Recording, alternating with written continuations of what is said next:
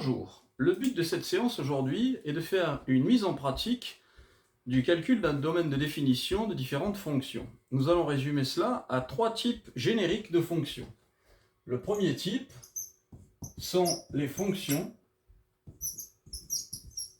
qui peuvent être représentées par y égale f de x égale a sur b. A et b pouvant être des fonctions elles-mêmes de x. Dans ce genre de situation, pour éviter d'avoir un zéro au dénominateur qui produirait un infini, comme nous l'avons vu dans la précédente vidéo, il faut impérativement que b soit différent de 0. Alors, nous allons utiliser un exemple pour illustrer ce premier type de fonction. y égale f de x égale 1 sur x moins 1. D'après ce que nous avons dit précédemment, il faut dans ce cas que x moins 1 soit différent de 0. Autrement dit, que x soit différent de 1. Le domaine de définition dans ce cas va s'écrire df égale l'ensemble des réels privés de la valeur 1.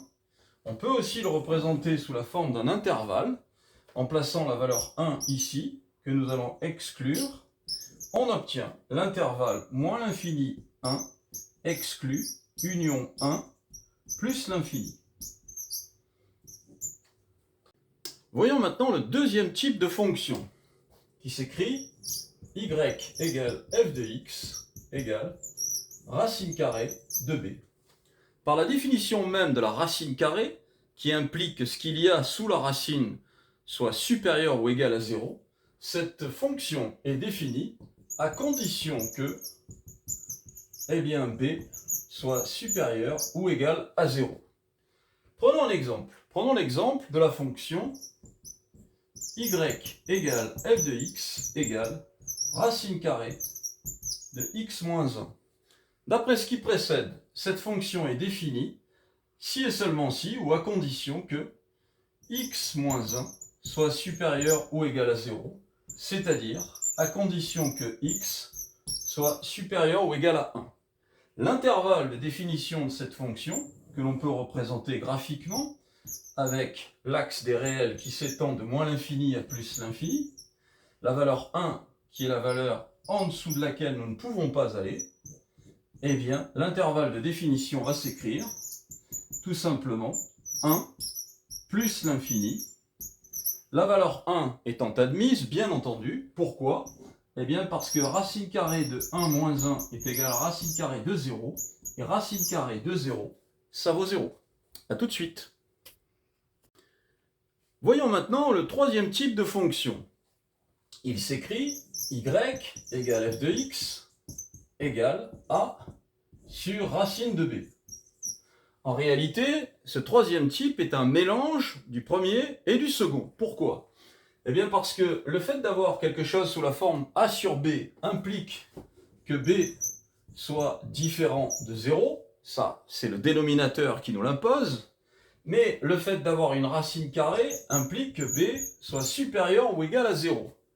Or, supérieur ou égal à 0 est en réalité une condition double réunie en une seule. En effet, lorsque l'on dit supérieur ou égal à 0, en fait, on écrit que b est soit supérieur à 0 ou que b est égal à 0. Ce qui ne fait pas deux conditions, mais trois conditions en réalité. Il est facile de remarquer que la première, b est différent de 0 et b égale 0, ces deux conditions sont parfaitement incompatibles. Donc, dans le cas de ces fonctions que je qualifierais d'hybrides, eh bien, il faut absolument, pour qu'elles soient définies, que b soit supérieur strictement à 0. Voyons un exemple de fonction du troisième type. Prenons la fonction y égale f de x égale 2x plus 3 divisé par racine carrée de x moins 2. D'après ce qui précède, nous devons impérativement avoir x moins 2 strictement supérieur à 0. Autrement dit, il faut que pour que cette fonction soit définie, que x soit strictement supérieur à 2. Dans ce cas, on peut représenter de nouveau l'intervalle de définition en traçant l'axe de réel qui va de moins l'infini à plus l'infini. On positionne la valeur 2, qui est la valeur qui est cette fois interdite, et donc nous allons exclure du domaine. Toute cette partie-là n'est pas permise, et nous voyons que l'intervalle de définition de cette fonction sera 2 plus l'infini, avec la valeur 2 qui ne peut en aucun cas être atteinte. Résumons un peu ce que nous avons vu aujourd'hui. Nous avons vu 3 types de fonctions pour lesquelles on peut calculer le domaine de définition assez facilement. Le premier, ce sont des fonctions du type y égale f de x égale a sur b, pour lesquelles il faut que b soit différent de 0.